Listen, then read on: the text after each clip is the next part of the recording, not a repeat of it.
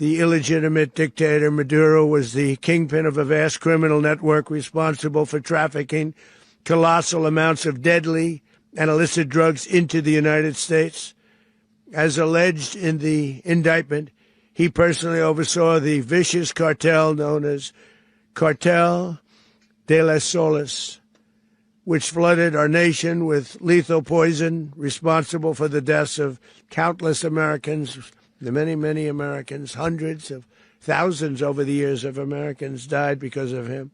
Sa pahayag ni United States Secretary of State Marco Rubio sa isang panayam, hindi inaalis aniya ni President Donald Trump ang posibilidad ng pagpapadala ng American troops sa Venezuela.